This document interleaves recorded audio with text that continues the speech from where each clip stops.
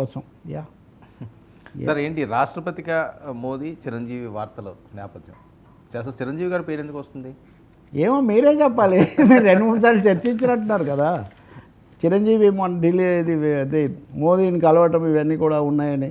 నేను గతంలో కూడా చెప్పాను, మళ్ళీ కూడా చెప్తున్నాను. అయితే మోడీ యాంగిల్ నేను ఇప్పుడు కొత్తగా మీకు యాడ్ చేస్తున్నాను. ఇది బీజేపీలో చాలా ముఖ్య స్థానంలో ఉన్నటువంటి నాయకుడు చెప్పిందే నేను మీతో అంటున్నాను. ఈ జమిలి ఎన్నికలు, మోదీ పాయింట్, వీటన్నిటికి కూడా సంబంధం ఉంది.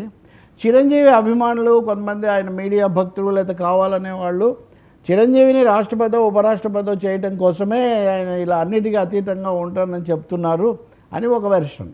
నేను దాన్ని సీరియస్గా తీసుకోవట్లేదు. ఎందుకంటే బీజేపీ లాంటి పార్టీ, ఆ మాటకు వస్తే కాంగ్రెస్ అయినా ఏ రాజకీయ పార్టీ అయినా, రాజ్యాంగ రీత్యా కీలకమైన రాష్ట్రపతి స్థానాన్ని చాలా హార్డ్ కోర్ వాళ్లకు ఇస్తారు, కానీ ఇంకొక విధంగా ఇవ్వరు. అయితే ఒక ఎత్తుగడగా, ఉదాహరణకు వాజ్పేయి హయాంలో అబ్దుల్ కలాం ఆజాద్ను చేసినప్పుడు ఆయన ఏమి రాజకీయవేత్త కాదు. ఆయన రెండోసారి చేయాలని కూడా ప్రతిపాదనలు కూడా కొంతమంది ప్రయత్నించారు. కాబట్టి అలాంటి ఉదాహరణలు కూడా కొన్ని ఉన్నాయి. కాబట్టి అలాగే ఇందిరాగాంధీ ఓడిపోయి జనతా ప్రభుత్వం వచ్చినప్పుడు మొరార్జీ దేశాయ్, అప్పుడు ప్రధానిగా ఉన్న మొరార్జీ దేశాయ్, రుక్మిణి అరెండేల్ అనే ఒక డాన్సర్ను రాష్ట్రపతిని చేయాలని ప్రతిపాదించారు. చాలా దుమారం రేగింది. ఒక్కసారి కాదు, ఇందిరాగాంధీని ఓడించి నాన్ కాంగ్రెస్, యాంటీ కాంగ్రెస్ అంటున్నప్పుడు ఈయన రుక్మిణి అరెండేల్ ఏంటి అని ఇలాంటి ప్రశ్న. కాబట్టి చిరంజీవి పేరు ప్రస్తావించకూడదు అంటే ప్రస్తావించవచ్చు, అది వేరే విషయం. ఆయన కూడా రాష్ట్రపతి పదవికి ఉండనని నేను చెప్పలేదు కదా.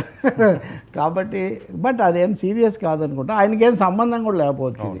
కానీ మోదీ విషయం ఎందుకు వచ్చిందంటే, నేను ఒక ముఖ్యమైన చాలా లాంగ్ టర్మ్ బీజేపీ నాయకుడితో మాట్లాడాను. జమిలీ ఎన్నికలు వస్తాయని కొంతమంది హడావుట్ చేస్తున్నారు.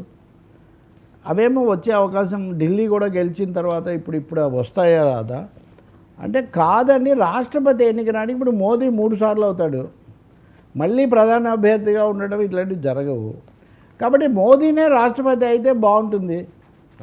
మోదీనే రాష్ట్రపతి అయినప్పుడే అప్పటికి దేశమంతా ఒకే దేశం, ఒకే ఎన్నిక, ఒకే నాయకుడు అన్న పద్ధతిలో ఈ అధ్యక్ష పదవి, అధ్యక్షుడి అధికారాలు వీటన్నిటిని కూడా పెంచుతాయి. ఇది బీజేపీ చిరకాల స్వప్నం.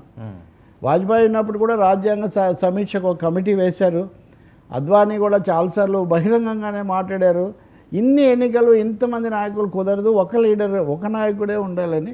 అందుకని మోదీనే రాష్ట్రపతి అభ్యర్థించేసి అప్పుడు ఈ దేశం అంతా ఒకే దేశం, ఒకే ఎన్నిక, ఒకే నాయకుడు కాన్సెప్ట్ తీసుకొని వస్తే అది చాలా బాగుంటుంది అనే ఆలోచన పార్టీ వర్గాలకు ఉంది, మోదీ కూడా ఉంది.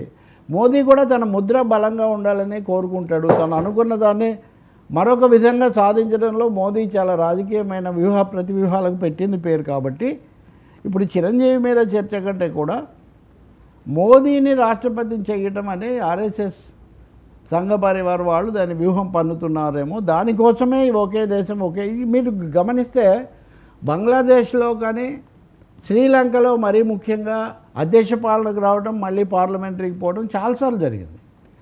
3 రకాల పద్ధతులు ఉంటాయి: అధ్యక్ష పాలన, పార్లమెంటరీ పాలన, రెండూ కలిసిన మిశ్రమ పాలన. ఉదాహరణకు ఫ్రాన్స్, నిన్న ప్రధాని వెళ్ళారు కదా, ప్రైమ్ మినిస్టర్ను అధ్యక్షుడు నియమిస్తాడు, ఇద్దరు కలిసి పాలిస్తారు. కాబట్టి అలాంటిది మోదీ రాష్ట్రపతి అభ్యర్థిగా వచ్చే అవకాశం ఉంది. దానికోసం ఆయన ఇవన్నీ రంగం సిద్ధం చేస్తున్నారు అనే ఒక అభిప్రాయము, అనుమానము బీజేపీ వర్గాల్లో బలంగా ఉంది. వాళ్ళైతే ఆగలేదు. రాష్ట్రపతిగా ఎవరిని పెట్టారు మీరు గమనిస్తే, గతసారి ఈయన రామ్నాథ్ కోవింద్, ఇప్పుడు ద్రౌపది ముర్ము, ఉభయులు మోదీకి అత్యంత విధేయులు. పైగా రాష్ట్రపతిగా పనిచేసిన రామ్నాథ్ కోవిందే జమిలీ ఎన్నికల నివేదిక తయారు చేశారు. అంటే ఆయనకు రాష్ట్రపతికి ఉండే అధికారాలు, పరిధులు, వాటిని ఎక్కడ పెంచవచ్చు, ఎక్కడ తగ్గించవచ్చు, ఈ విషయాలన్నీ ఉన్నాయి. రాజీవ్ గాంధీ ప్రధానమంత్రిగా ఉన్నప్పుడు జైల్ సింగ్ను ఇందిరాగాంధీనే రాష్ట్రపతిని చేసింది. నిజానికి ఆయన ఎంతవరకు అంటే, ఇందిరాగాంధీ చెప్తే నేను ఊడుస్తాను పార్లమెంటును అని కూడా ప్రకటించాడు జైల్ సింగ్. ఇందిరాగాంధీ హత్య జరగగానే కాంగ్రెస్ పార్లమెంటరీ పార్టీ సమావేశం ఎలాంటి సంప్రదింపులు లేకుండానే జైల్ సింగ్ ఎకాఎకిన రాజీవ్ గాంధీతో ప్రధానమంత్రిగా ప్రమాణ స్వీకారం చేయించారు. అంటే రాష్ట్రపతికి అధికారం లేదనుకుంటాం, కానీ వెంకట్రామన్ రాష్ట్రపతిగా చేసిన ఆయన ఒక మాట చెప్పాడు, రాష్ట్రపతి అనేవాడు ఎమర్జెన్సీ లాంపు లాంటి వాడు, లేదా మహిళ కూడా కావచ్చు, వాడు అని కాదు, సరిగ్గా అవసరానికి వెలగాల్సినట్టు వెలుగుతుంది రాష్ట్రపతి పదవి అని. చాలాసార్లు అలా జరిగింది. అందుకని మోదీని రాష్ట్రపతిని చేద్దామని కూడా ఆర్ఎస్ఎస్ ఆలోచించే అవకాశం ఉంది. ఆర్ఎస్ఎస్ బీజేపీ కూటమి ఎవరు దాన్ని వ్యతిరేకించే పరిస్థితి కూడా ఉండదు. రంగం సిద్ధమవుతుంది అని బహుశా మనము ఫోకస్ చిరంజీవి రాష్ట్రపతి నుంచి మోదీ వైపు మనం మార్చుకోవచ్చు. చిరంజీవిది ఐ థింక్ ఊరికే